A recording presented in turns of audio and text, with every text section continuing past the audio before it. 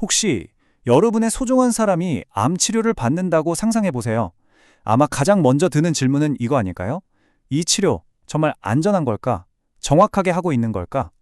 그 질문에 대한 답, 그 핵심이 바로 방사선 양을 어떻게 재느냐에 달려 있습니다. 오늘은 전 세계 모든 병원에서 환자의 안전을 지키는 약속이죠. 바로 국제표준 선량 측정 프로토콜에 대해 아주 쉽고 명확하게 파헤쳐 보겠습니다. 자, 오늘 우리가 함께 따라가 볼 길은 이렇습니다.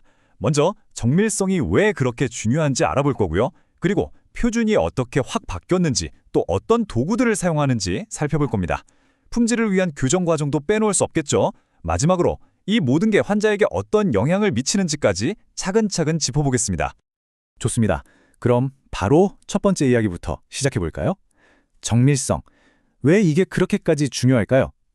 사실 방사선 치료의 성패는 여기에 달려 있다고 해도 과언이 아닙니다. 생각해 보세요. 방사선 치료의 목표는 아주 명확해요. 암세포, 그러니까 종양은 확실하게 없애야 하고 동시에 주변의 멀쩡한 세포들은 최대한 지켜줘야 합니다. 이게 정말 외줄타기 같은 거거든요. 방사선 양이 조금만 많아도 정상 조직이 다치고 반대로 너무 적으면 암세포가 살아남으니까요. 자, 이 아슬아슬하고 완벽한 균형, 이걸 맞추기 위해서 과학자들은 과연 어떤 노력을 해왔을까요? 그러니까 선량을 정확하게 측정한다는 건요, 단순히 숫자를 재는 게 아니에요. 이건 성공적인 치료와 자칫 위험할 수 있는 오류를 가르는 정말 결정적인 기준이 되는 겁니다. 다시 말해서 환자의 생명과 직결된 그야말로 치료의 성패를 좌우하는 과정인 거죠. 자, 그럼 이제 두 번째 이야기로 넘어가 볼게요. 선량 측정의 역사에서 정말 뭐랄까 판을 뒤엎는 근본적인 변화가 한번 있었습니다. 그게 뭐냐면 바로 측정하는 환경 자체가 바뀐 거예요. 바로 이 부분이 정말 재밌습니다. 보세요. 예전에는 공기커마라는 기준을 썼어요.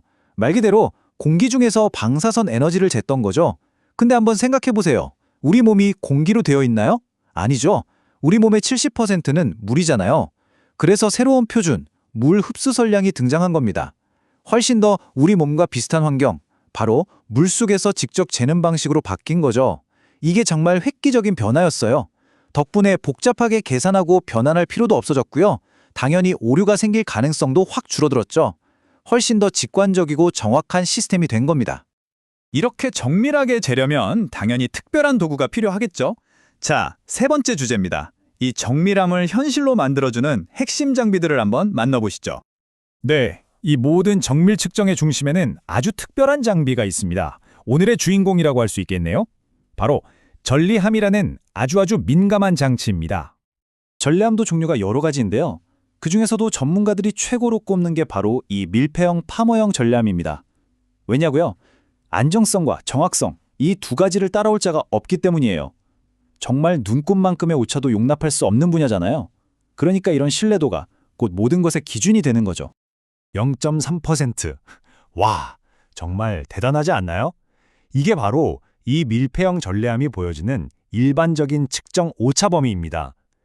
우리 눈에는 보이지도 않는 방사선을 이 정도의 정밀함으로 컨트롤한다는 것, 이야말로 환자의 안전을 지키는 기술의 정수라고 할 수 있겠죠.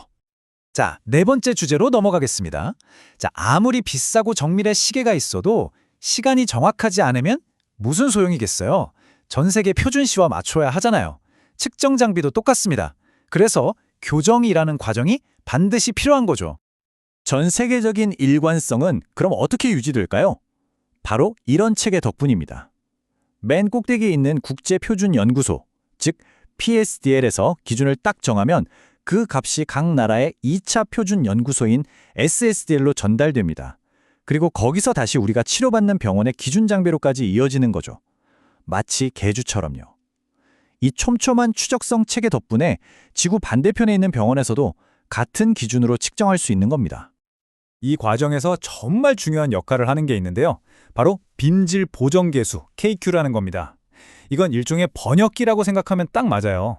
보세요. 표준 연구소에서 쓰는 기준 방사선이랑 병원에서 실제 치료에 쓰는 방사선은 종류나 세기가 다를 수 있거든요. KQ는 바로 이 둘 사이의 차이를 아주 정확하게 보정해주는 마법 같은 숫자입니다. 이 번역기 덕분에 한번 제대로 교정된 장비 하나만 있으면 병원에 있는 다양한 종류의 치료빔을 모두 다 정확하게 잴 수 있게 되는 거죠. 자, 이제 마지막입니다. 지금까지 좀 기술적인 이야기들을 했는데요. 그래서 이게 환자한테 뭐가 좋다는 거지? 궁금하시죠? 이 새로운 국제 표준이 우리에게 주는 진짜 혜택은 과연 뭘까요? 장점은 정말 확실합니다. 우선 과정 자체가 훨씬 간단하고 명확해져서 사람이 실수할 가능성이 줄어들어요. 그리고 표준 시스템이 워낙 튼튼해져서 정확도에 대한 믿음이 확 올라가죠. 가장 중요한 건 이거예요. 전 세계가 똑같은 약속, 똑같은 규칙을 사용하게 되면서 사실상 거의 모든 종류의 방사선 치료에 일관된 기준을 적용할 수 있게 됐다는 겁니다. 이 그래프를 보시면 한눈에 이해가 되실 겁니다. 왼쪽에 높은 막대가 옛날 방식, 오른쪽에 낮은 막대가 바로 새로운 TLS-398 프로토콜이에요.